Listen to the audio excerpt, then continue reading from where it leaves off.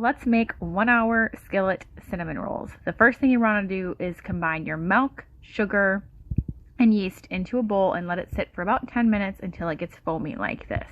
Then you're going to add in your eggs, your vanilla extract, all your wet ingredients, mix it, add in your dry ingredients, mix it again. Keep mixing it until it's starting to form this kind of solid dough ball and mostly coming away from the edges clean. Then we're going to take that ball and let it rest for about 10 minutes covered until that dough doubles in size. The temperature in your kitchen or your house will affect that. While that's doubling, I melt some butter in my skillet and then spread it around the edges of the pan, get it all nice and coated. The dough is doubled in size, so then we are going to roll it out on a lightly floured work surface. You also want to make sure you're flouring your rolling pin so that the dough just isn't sticking to all of that.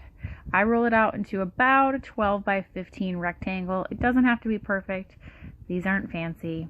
It is what it is.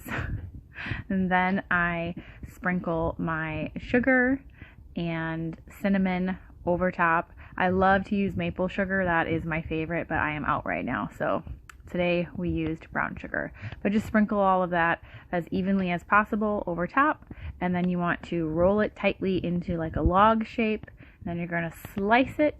I usually do about 1.5 inch thick slices. You want to try and get them as evenly as possible so that they bake evenly. Then you put them in your pan and spread it, a little bit of space between them, and you're going to let it rest for about another 10 minutes because they're going to rise a little bit more. Here you can see they've definitely filled out over sitting for the 10 minutes, and then you're going to take those and you are going to pop them into the oven. Usually they bake for about 10 or 15 minutes, so while they're baking, we're going to make our frosting, which mine's really simple. I do cream cheese, about a tablespoon of butter, and I only do about 1 to 2 tablespoons of, normally I'd use maple sugar, but I'm out. So there I was using maple syrup. I like my cream cheese frosting to taste like cream cheese and not super sweet. See, the cinnamon rolls are done. You just want them lightly golden brown, not too much. You don't want to overcook them. I let them cool for about 5 minutes before I cover them with the frosting.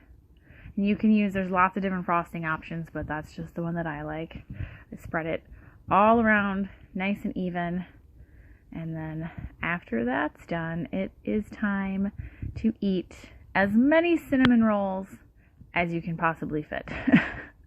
They're really yummy, and really because my frosting isn't too sugary, they're not too sweet, and like I said, it takes about an hour, so this is just kind of the perfect little breakfast or afternoon snack.